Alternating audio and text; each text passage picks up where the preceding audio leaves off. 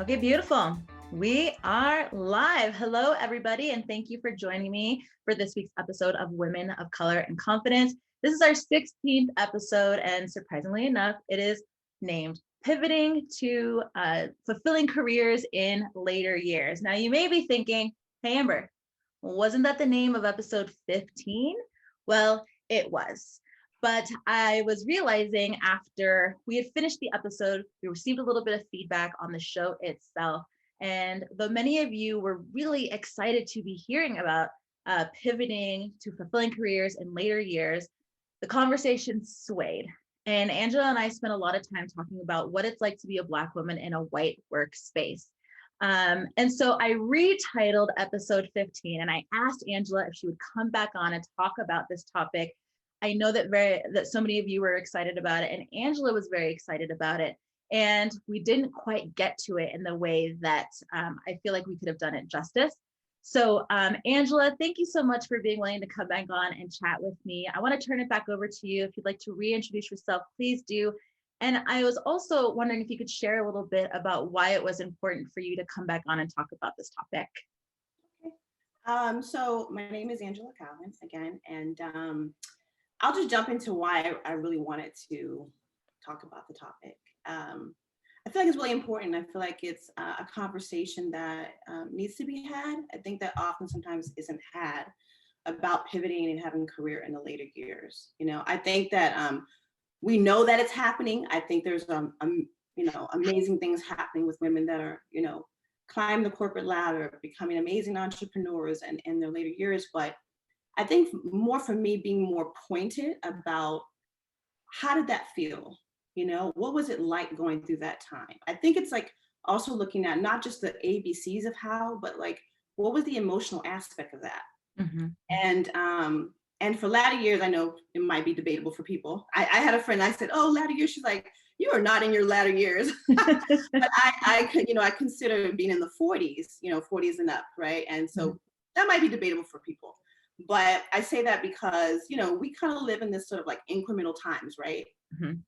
We kind of compartmentalize into these time periods, like 20s are young and fun. And then, you hit 30 and it's like, even then they're like, oh my God, I hit 30. But and then you jump to like 50, where it's like the golden years and this beautiful time of like, being sort of in this century, half a century, right? And there's a celebration, mm-hmm. balloons for you, right? All these things. And even with 20s or 30s, it's like they get kind of squished together as young, and then you go and then you skip, and it's like, well, wait, I'm 46, and I'm like, yeah. What's going on in the middle, And so that's why I kind of pulled in, even my time of like being in my 40s, and I'm in my mid 40s. What is it? How has it been for me, and what has been the journey? How many women, like, how does it feel to be accomplished? Or have you not gotten there yet? Maybe you haven't reached a certain milestone yet. And you're supposed to figure it out. But what are those feelings around that? What is that space that you're in? How do you move through that? And so that's kind of feel like that's a conversation I don't often hear all the time in the middle of things. And so I feel like I wanted to really approach that topic. Beautiful. And yeah, I'm glad that we're digging a little bit deeper into this. And again, I just want to say thank you for coming on and being willing to chat with me again. I think that part of where I was when I re-listened to the episode was I did kind of think about it in terms of before your pivot and the actual pivot, and then, after the pivot and being kind of in that more fulfilling career. But we spent a lot of time on the front end. And this time we're going to spend more time on the pivot and beyond that. So for those that haven't had a chance to listen to episode 15, would you like to just retouch a little bit on what your career was up until the point of your pivot and kind of the feelings around making the decision to pivot? Yeah. So my career up until this point has been like a mixed bag. And I said this in the previous interview, I've had a lot of jobs in different industries. I've worked in retail, I've worked in culinary, I've worked in financial services, so many different jobs. When I first started, like I got my degree in journalism, mass communications, minor in Spanish. And then in my latter, more mature years, I got a master's in business management. Mm-hmm. So my undergrad, I never used it, and it wasn't that it was like necessarily not a good major. It was like, because I do write, I was interested, but I just never moved into that field. I never got a job or pursued. And so what ended up happening is that a lot of these kind of mixed bag of jobs were just more of like survival, honestly. I talked about that before. I was just like, look, I need to pay the bills, I need to pay rent, I need to do this and do that. And so I never really concentrated on sort of this, like, what is it that I really want to do? And so I just always had these different types of jobs, and never really been happy about it. And I think that's a whole other topic too, not a whole other topic, but going along with that is like, I think I felt like I had to pick something. I think we live and we still live, and even though things are changing, we live in a very traditional space where, you go to college, you get a degree, pick your major and take that thing. And when you graduate, you should work in that thing, right? And so you kind of go through your life with this mindset that there's this one purpose, one thing that you should be doing this whole time. And so I think I always kept that. When people talk to you in conversations, like, what do you do? It's like you feel such a big pressure about you having been defining yourself and being very linear into this one compartment, it's one thing. Right. And so that's why I feel like I was all over the place, and I always felt really unhappy. And I kind of moved into my career, kind of moved into settling into this administrative place where it just kind of became this default. It became really comfortable for me. I was just like, okay, I'm gaining the skills. I'll just get it. It's an easy way to get this job. Yeah. So I've just been constantly been in this particular line of job. And I've just been really unhappy with it because I still didn't feel like it was that thing. And again, the more opportune thing, the thing to focus on was I was thinking that there was this one thing. And I'm just not that kind of person. And I'm sure people could relate or may not relate. Some people have been blessed with like finding that one thing and being like, I knew what I wanted to do and do it. And that's just, but I'm not that person. I have so many things that, I'm like, I could do this. I'm like the shiny toys, I can do this, I can do that. And so I think that's just like, it's created this restlessness in me. And so that's how my career has shown that in me by what I've been picking and what I've been doing. And so my career has kind of like been all over the place, Yeah, I was very much someone who had a lot of interest too. I had a lot of interest and a lot of things I was like pretty good at. If I just tried, I was like, oh, okay. And what am I going to do? And I don't know if you felt this way, but I definitely felt like there was a shift from like being in school and doing things like waitressing and bartending, and that there would be this up leveling when I got like a 9-to-5 job. Like 9 to 5 was that like adult job where I was like, I'm going for that. Right. At some point in your 9-to-5, you're like, what am I doing? Okay, like this is every day. Right. Right. What was your experience around being in that 9-to-5 and contemplating like an entrepreneurship or like a self-employment type environment? I was honestly really scared about it. I have always felt like I can't do that. I don't know if I have really what it takes to like be this entrepreneur. And I think, that's wrapped in a lot of like fear of failure. Imposter syndrome that kicks in, not knowing if you can really kind of handle that. I felt like that. I felt like I don't know if that's what I want to do, but I also felt this big pull that I was like, look, I don't know if I can do this. Like, and I'm not saying that's not to say anything to anybody else. There are people who are amazing, who love an 8-to-5 or 9-to-5, however you say. Yeah. And love it and do really well at it. And I just started feeling more and more like, I don't know if that's me. But I couldn't get myself, I was like, I don't know if I want to do this, but like, I don't know if I can do that either. It was like, I'm like, so like, what do I do? I don't know if I take the step out on my own, but I just know I was getting really restless and having a really hard time having to, especially when I was going to a 9-to-5 that I didn't like. Yeah. It's the worst. It's the absolute worst to go and do something like that and not be somewhere where you feel happy. Yeah. And so, yeah, I think, so I thought about it, but I just didn't have the guts. I just didn't know how. I just didn't. Exactly. I think that's so huge. Entrepreneurship has been really scary for me too. I started really small. But what I realized in the course of starting it was I just didn't know. Like it was not an option, and it wasn't something that was taught to me the way that, that timeline to 8 to 5 was taught to me between middle school to high school through college. It was like, these are the steps that you're taking, and this is what you're going to do. And you kind of always had an idea of what to expect, even though there were new stages along the way, but never, I mean, until I was out of college, did I hear about people starting their own businesses and doing as well as they would have or could have in an 8 to 5, 9 to 5 job. It blew my mind, really. And once you kind of get that footing under you, or that education a little bit, I think the first part of that education is really believing that it's possible. Like it's Right. possible to have a career with self-employment. And then once you get through that belief and you're like, all right, okay, and you start doing things, it begins to build up a little bit. But I would agree with you, that whole pull and tug between not knowing, and then that pull and tug between fear. And at the end of the day, all that's like safety and security, right? Which you mentioned at the very beginning of this. You're just like, I was on preservation mode. I need these things to be coming in and take care of myself. And Right. at that point, I don't know, I've had this many a time. Like, do I have the capability to take care of myself and support myself doing something that really makes me happy and really fulfills me? And I think that really does go back to, like, well, one, education, and two, experimentation a little bit with what you're trying to do. Mm-hmm. So you got to that point where you were ready to pivot, and then did you feel like age played a big role in the decision that you were making? Yeah, it did. And that's what kind of, when I started at the beginning, I was saying like being in the 40s is sort of this in between, um, where, like I said, you don't quite feel like you're so young, and then you feel like you haven't really gotten to these more latter, more mature years, and you're kind of sitting in this middle.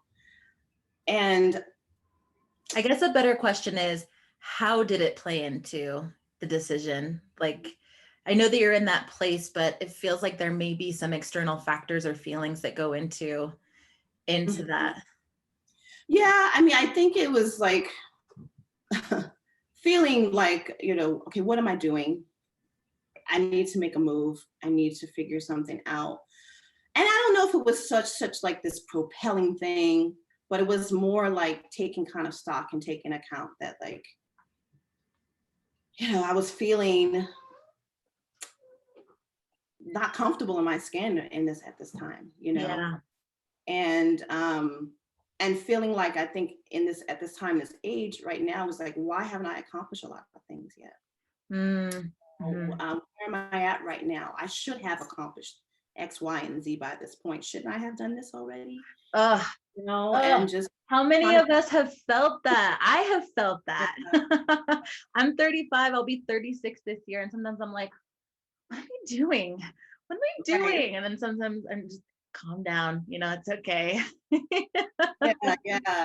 So I don't know if there was this thing that created the pivot. It was just like, I just knew I was ready. I just knew that, like, it was, I knew I needed to do something, but I know that age too it was more of a challenge. I think, it was more of Mhm. a challenge of, like, me comparing myself to other people and comparing Yeah. myself to, or putting myself in a box, society wise, of what should have been expected of me, whether it's from friends or family or society saying that you should have accomplished this. I mean, I have a lot of, like, amazing friends from all walks of life. I mean, even yourself, like, I mean, you too, like, you're like accomplishing so many things, right? And they're about it, it's Yeah. like they're doing it, and they've made all these leaps and bounds. And I just felt like I was sitting here like, feeling like I hadn't started anything, even though I've Yeah. had jobs, and I'm not, and those things are valuable. All of those experiences are valuable, but I was still feeling like I hadn't achieved that thing. And so I just felt like I was just sitting here kind of like feeling really insecure, really embarrassed about not finding it. And so I think that was like sort of that catalyst of like, I need to sort of figure this out and not feel insecure about it and not feel lost about it and not feel ashamed about the fact that I hadn't got there yet, that I was still trying to figure it out. And and I mean, and so it was more focusing on, more of that than anything, was just though, but those were my feelings that was wrapped up into it. I think it was, I have done a lot of, which is really hard, a lot of looking and thinking, man, I wish I would have thought about this. What I'm doing now, say that to myself a lot. Done, did I not, do this in my like 20s or things like that? And I think that's like kind of what, I've been feeling. Yeah. With my age going into this, was more feeling that kind of heavy weight, but kind of breaking out of sort of those that boundary and those boxes of what's expected. Yeah. And I think we talked a little bit about this on the last episode, but how, women get stuck into believing that like they have to stay at a job because they have a job, right? Like, I got this job, you don't want to mess it up. Like, you don't know what's out there. So you kind of like cling to the job that you have, and you end up being boxed into like this job that you don't necessarily want, but like, it's a consistent paycheck and all those kinds of things. Right. And I've noticed in a lot of the different places that I've worked that women that are older tend to feel like they have to stay at a job because of their age, or like age is a factor in them leaving, right? Like, well, I'm already almost 50, so who's gonna hire me? Right. Type of deal. Right. Did you feel any of that? No, I didn't necessarily feel that. I don't think that for me. I think it's because I've moved around so much. I think sometimes you can feel that if you've been out of the job market for a long time and you're trying to enter into the job market, might be a factor. Or, you're in it and you're kind of moving around maybe in your field. But I didn't think so much about that. I just think I was, like I said, I just had the feelings of feeling ageism, and within myself. It wasn't necessarily that I was feeling it around, in myself. And there's a lot of women right now, in their 40s. I'm not saying it's a bad thing. There's women who feel really confident in their skin at this time, their 40s, their 50s, their 60s, that feel good, and they feel like this is a really pivotal time for them, and they feel amazing. But then those of myself who weren't necessarily feeling that way, wasn't necessarily feeling that like, so it really wasn't a factor of like, that wasn't really what I was thinking about when I was necessarily in a job, was thinking about that part of it. But I just felt it within myself. I think it was my own personal pressure about working, that I just felt like, what am I doing right now? Thinking I should, like I said, have all these accomplishments. I think it was more of a self-imposed thing more than anything. But I know that I'm sure that it does exist. Ageism is a real thing. Like, to pay attention, who's going to listen to my voice there's a, as we're in this millennial age right now, a lot of, millennials coming in and changing, and there's nothing wrong. And this is not a thing to bash any age above any, but, there are all these intersectionalities, right? And these things that can make us feel certain ways. And we kind of coddle an ageism type of society. Yeah. Young, and what voices are valid and what voices are not valid or invalid, right? Yeah. We were seeing it right now too, the okay boomers and, the Gen Z to the Gen Y to the everything. And it really does tend to pit us against each other. And, sometimes I look at it and I'm like, oh, it's just like that lighthearted jabbing. It's like that. But I do think that there are parts of it that, if you are towards one end of the spectrum or another end of the spectrum, that those little jabs can tend to hurt a little bit more. Right.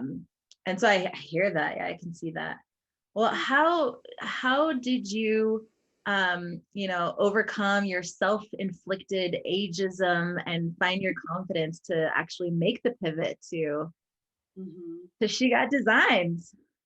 Yes, I know. I didn't mention that in the beginning. Oh, so see, that's a part of it, right? I was like, you say, tell a little bit about yourself. And I like, it's so interesting that like, that's not something I brought up. It's not like something that I said right away, like, oh, open the store and started She Got Designs. It's like me even believing that for myself, like, oh, I'm like, I'm a solopreneur. Like I just opened this up. It's like, it's those little things, right? Mhm. But yeah, it's been amazing.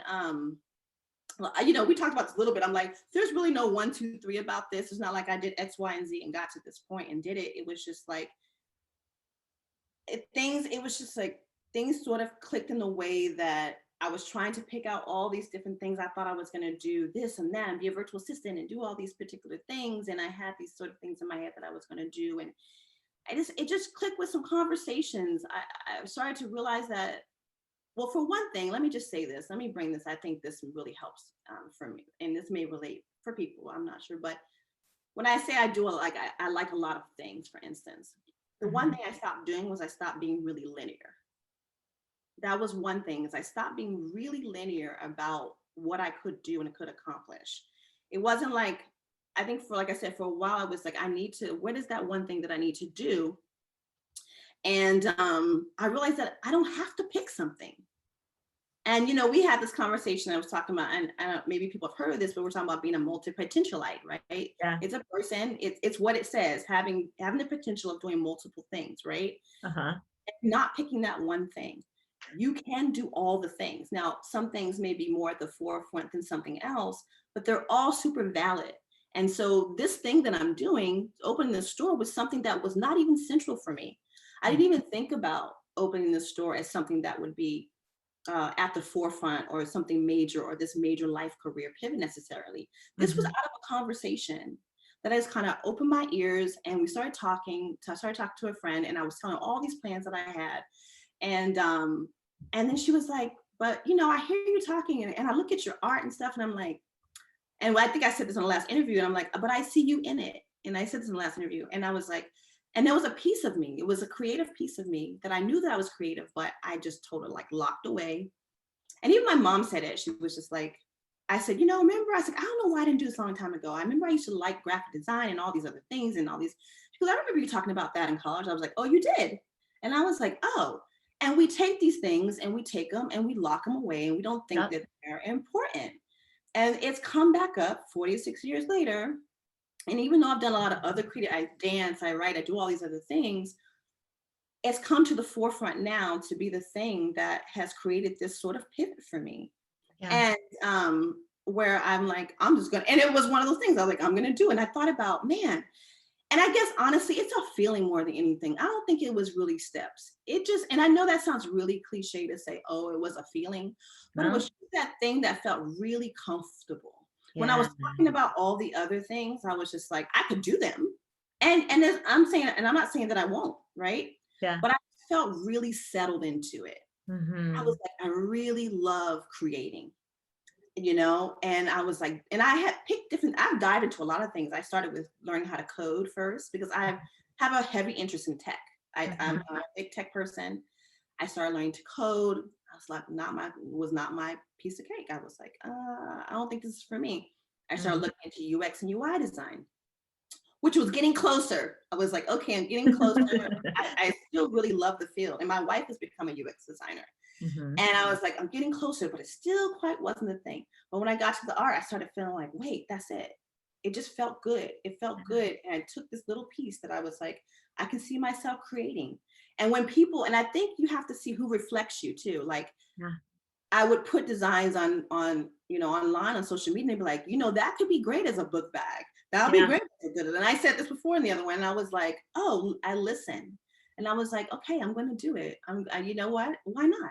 Yeah. You know, I wasn't able to do it a long time ago. I had this idea a long time ago. I'm just going to do it.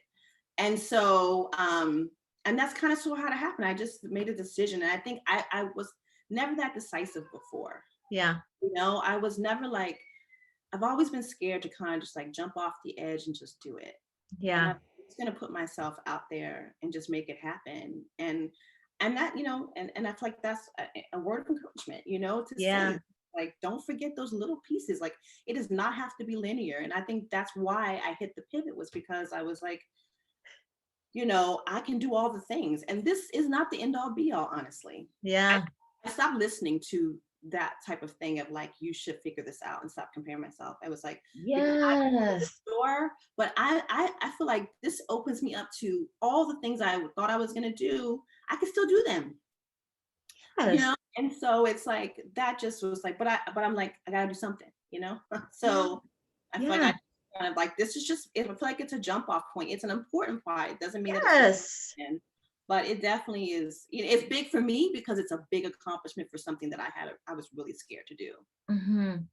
you know? It's really interesting. I love how you like just said, like this doesn't need to be the end. This isn't the end all be all what I'm gonna do. Like this is the beginning. And I mean, you knew me when I started my like accountability fitness groups, and that's how I got here. I never, 5, 6 years ago was like, I'm gonna do this, and maybe 5, 6 years from now I'll have a podcast, right? Interview Right. amazing Black women, right? Like, no, Yeah. like I just did that thing because it lit me up, and I had so much fun. And then Right. it slowly morphed over the years. That's a really good point that you brought up, and I think that the idea that someone needs to make a decision that they're gonna stick with, and it's gonna look just like this for the years to come, really does stop people from making that first leap, right? Like I have to figure out all of the things to make sure it's perfect Right. without this consideration that like once you start, it may morph into something within the season, within the year, within the first couple years. So Mhm. what a beautiful point. And I love that you brought up your wife and how supportive she's been and kind of like nudging you into this. I know that you had talked about it in our interview before. How has that dynamic been? Because she started on a new career path too, eh? Yes, yes, she Yeah, just graduated from General Assembly. She's a UX designer now. So she's in that job search mode right now. And yeah, so we both, and that's the thing, we both are actually on the same journey. It's like, it's been amazing to be married to someone like, she's my best friend, but we've also been on this life journey together, trying to like figure out, okay, what is it that we want to do? yeah, You know yeah. what I mean? And like, I mean, and be okay with that, right? Like, what do we want to do with ourselves? And she did the same thing. She's like, I'm just gonna jump in. Like, I'm tired of Yes. fiddling around. We were both trying to figure it out. And she's like, I'm gonna dive in. It's what I want to do. She's an incredible artist and all these things. So it's been cool because, she's just been super supportive. And I think I want to stress and preface this too. I know you and I talked about this, is that I kind of sit also in a place of privilege in the sense that I have a partner. Yeah. That I have a partner that is supportive, where we've had the conversation. She's like, look, I just want you to be happy. I want you to figure out this thing. I want you to do this. And so, I'll get the job. And she wanted to anyway. It's not like I like, you better get a job. You know, she's new. So she's of course she wants to work in the industry. Right. So she's excited to get into the industry and things like that. But we also had that conversation about, like, I can do this. I can be the major support. Yeah. You can let this sort of take it morph and do whatever its life and long. As long as you're happy, you can develop this and kind of come into your own. And then, so there is a certain place of privilege in that I have that kind of support, that I can kind of, and I think that's what's really hard, is that we don't, that can be a challenge for a lot of us too, right? And so, I don't want to even say this so that people don't relate. You take out of it what you want, meaning that like, there are still women who are incredibly successful and they're single. Yeah. They're in different parts of their lives. I mean, you can do it. You know, you want to do it. For me, in my experience and where I am, I happen to be in a place that afforded me an opportunity to kind of take a leap that I don't think I otherwise, for me anyway, because like I said, me being so fearful. And I think the way things are set up, it's really hard. It's just Yeah. straight up financially hard to like support yourself. Yo. There's no people that to be like, I had $5 in my pocket and I did this, and I'm like, high five, like I admire it, but I'm like, that is not me. And so it worked for me, Yeah. that in this part in time of my life, she happens to, she's here in my life, that to support me through this, Yeah. that I kind of focus on this and kind of breathe, because that was what was really hard for us. We just, I mean, and for her too, it's like Yeah. we are not working right now, and we're just like, we're both pivoting because we don't want to go back. I mean, like I said, no knocking on the 9 to 5, because people are excelling at it. But for those who don't feel like that's their path, we're like, we ain't doing this. We ain't going back. We're trying to set ourselves up. We're like, we've been doing this way too long. We've just been kind of trudging through, and we got to get to the other side of this. And so it's been a beautiful thing to share this with her, but it's definitely been super helpful for me. She's been pushing and nudging and trying to help me. And I just, it was hard. I couldn't, it was like an energetic breakthrough that I couldn't do.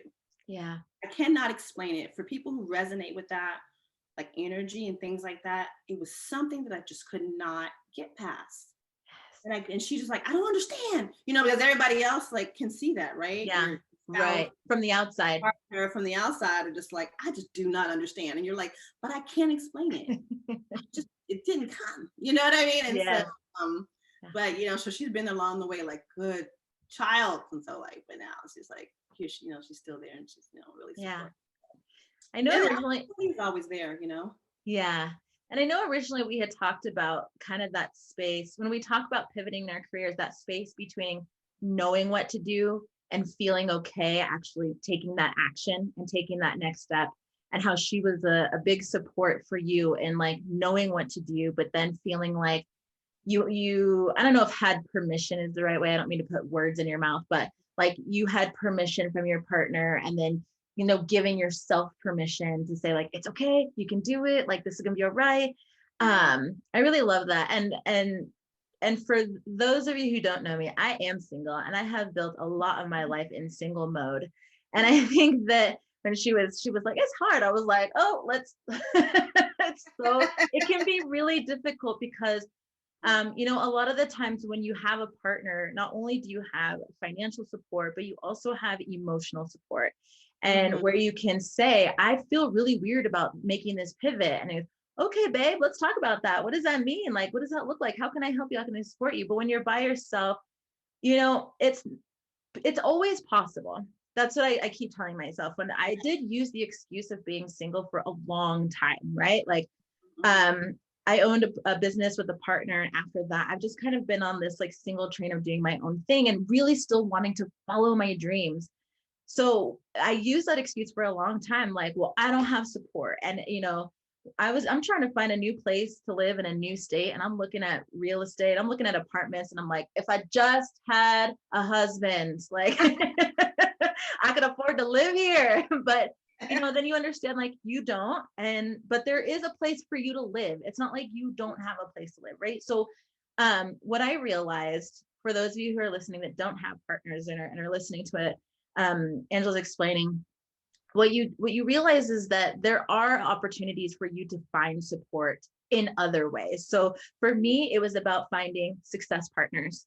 Finding for me, women entrepreneurs that were on the same kind of journey as me, who wanted to do things like teach classes and host podcasts. Like, so I may not have a partner, but I definitely have a sounding board of people that I trust, that I know care about my well-being, care about my success, where I can look at them and be like, I care about your well-being and success too. And you can get there.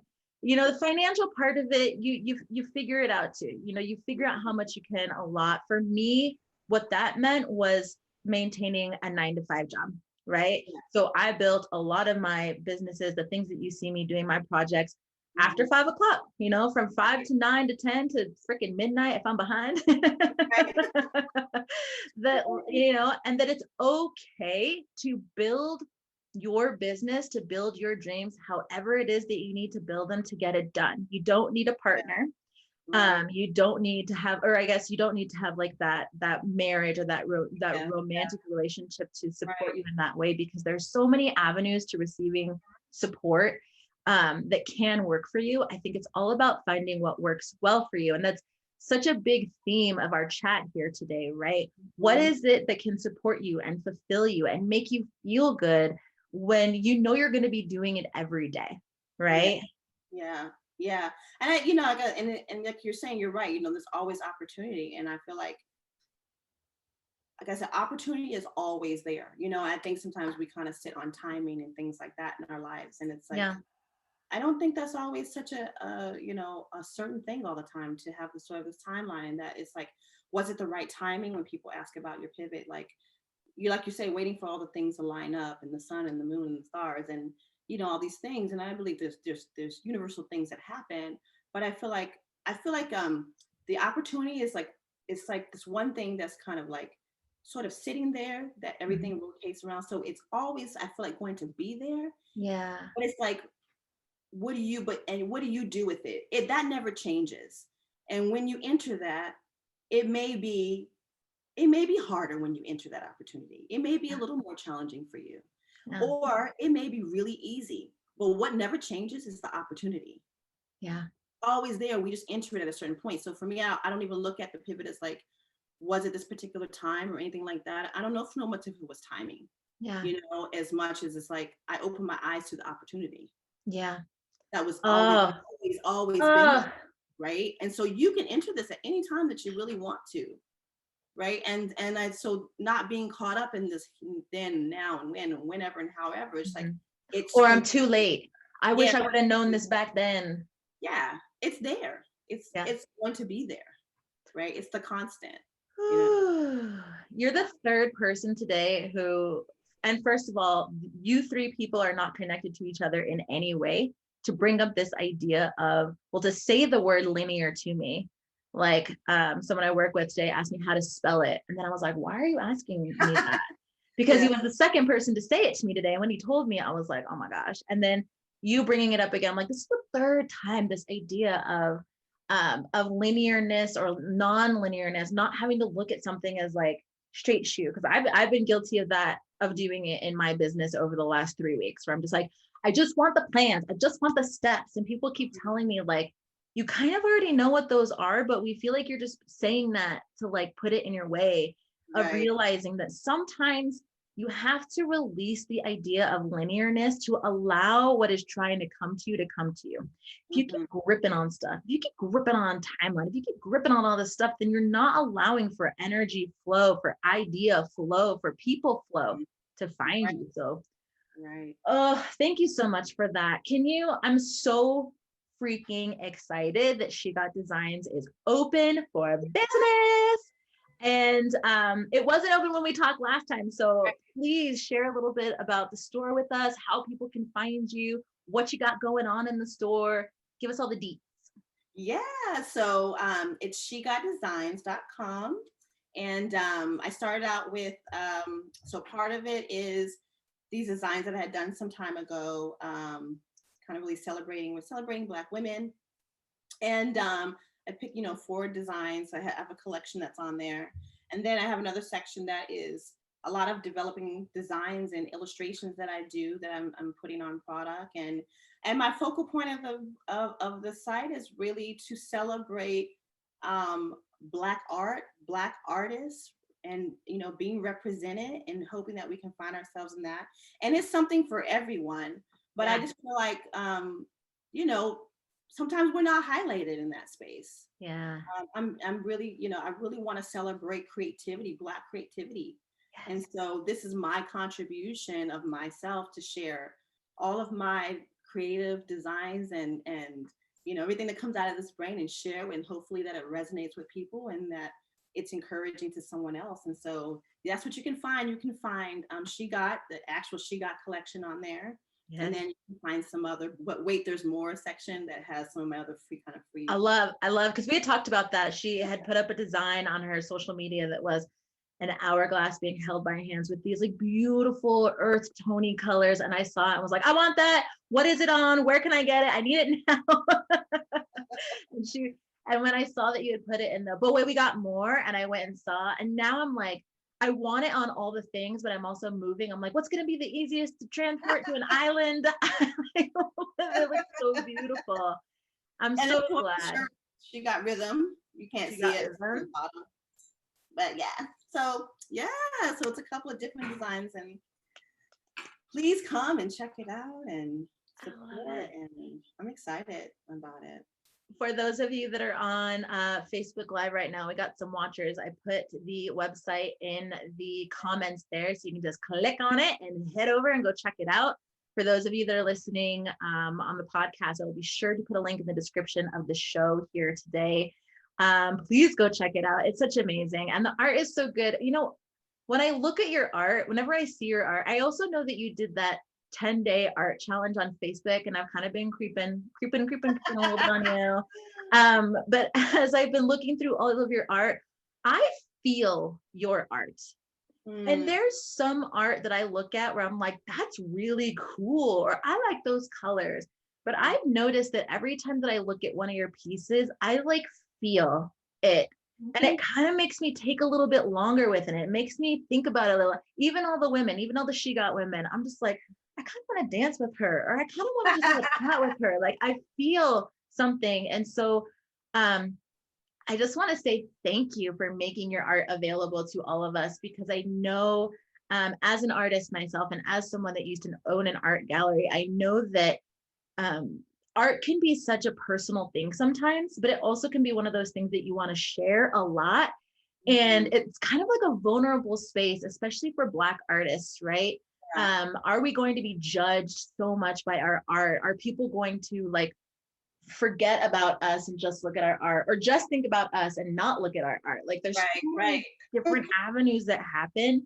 And I guess I just wanted to tell you that, like, I actually feel your art, and it makes me really excited that you made this pivot to make it available to other people to not only experience like wearing it, but I kind of feel like I'm going to get mine on a poster. Like I want it up in my house on a wall like that. I'm looking at the art behind you and I'm like, that's what I want that hourglass to look like in my house, like in my living room when people walk in.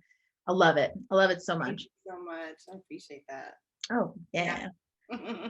Well, thank you again so much. I know that I've been saying this a lot, but thank you so much again for coming back on and really diving into the topic that we had titled for the last episode. I felt really good about diving into this a little bit more, and I just really appreciate the opportunity to deliver to our listeners this conversation. I know you were excited about it.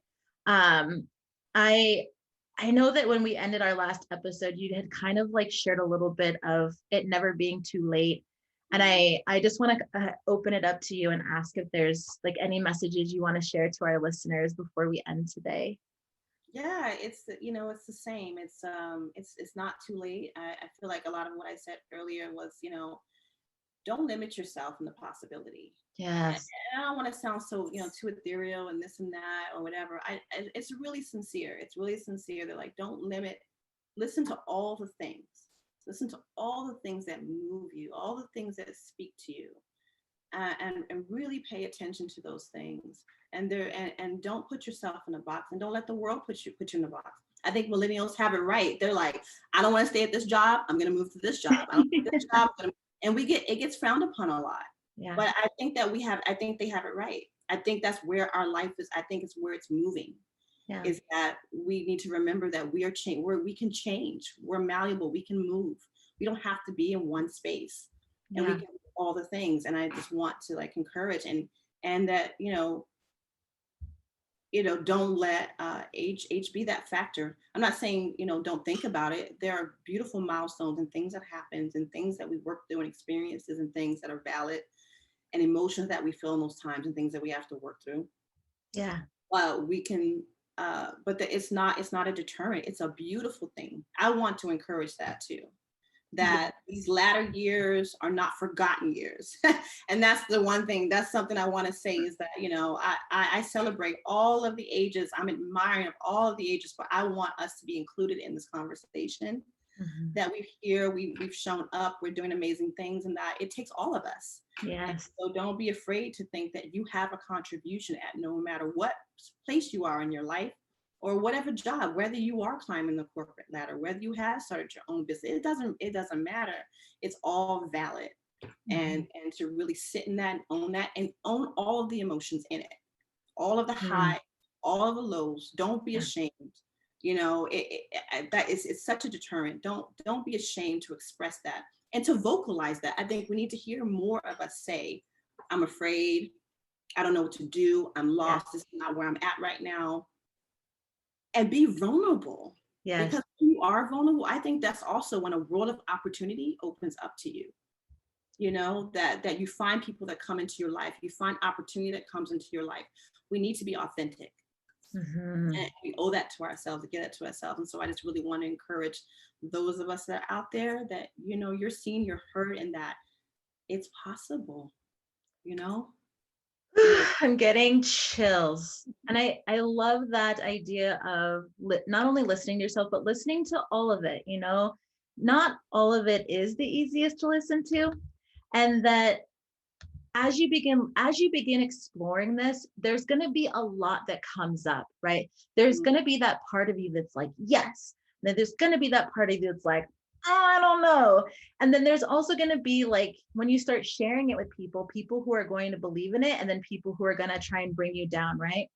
Right. At the end of the day, part of what I wanted to share to kind of close us out today, and this is something that I work with my students and clients with, is that your dreams are important and they deserve to have a breath of life. And like Angela was saying, if something comes to you, it's with you, it's there with you, right? And, maybe it was something that you heard years ago and you kind of were like, that's silly. I could never do that. I'm not really sure what that even means or what's going on right now. And then as it begins to hang out, right? It'll come back again. It'll come back somewhere down the line, or maybe it'll come back and it'll look a little bit different. And you'll think, I remember I thought about this, 5-10 years ago. And it's such a wonderful thing to like sit with that. And I'm a big proponent of journaling. If you have these ideas that are continuing to come to you, they're continuing to come to you for a reason. And it's worth taking the time to sit down, to think about it, to understand the highs, the lows, the pros, the cons, all of that included. And I think what Angela has shared so beautifully today is that your age doesn't need to stop you. And it can be a factor, but it doesn't need to be the deciding factor in whether or not you decide to pivot or make big changes in your career. So, yes.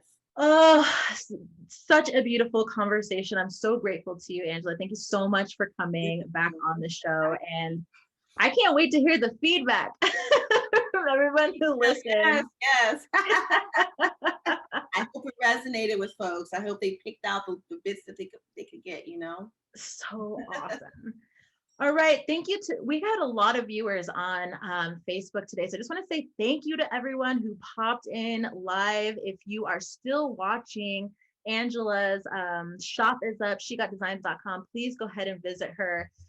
We are going to be back, Women of Color and Confidence, in 2 weeks from now on March 17th. Now, our guest on March 17th is coming to us from the UK. So we are going to be going live at 10 a.m. It's going to be 9 a.m. Pacific Standard Time. And we are going to be speaking with Nyasha Keynes Douglas. She is the owner and operator of Super Badass Empowerment Divas, where she is a confidence coach and motivational speaker. I know you may think it's kind of weird for me to have a confidence coach and motivational speaker on a show where I am also a confidence coach and motivational speaker, but I had a chat with Nyasha and I was like, oh, we're bringing this to Women of Color and Confidence. It's going to be so great.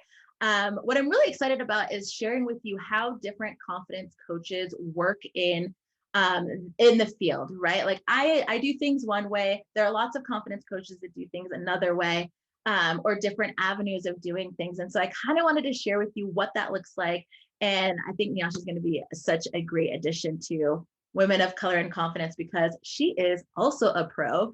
And that just goes to show you that all of us can be confidence queens if we want to.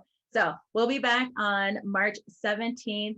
I will be sure to be very clear about the time change because she's coming from the UK, but keep an eye out on that in the newsletter. Angela, thank you again so much for hopping on with me, and have a great rest of your night. Thanks, everybody. Bye, everybody.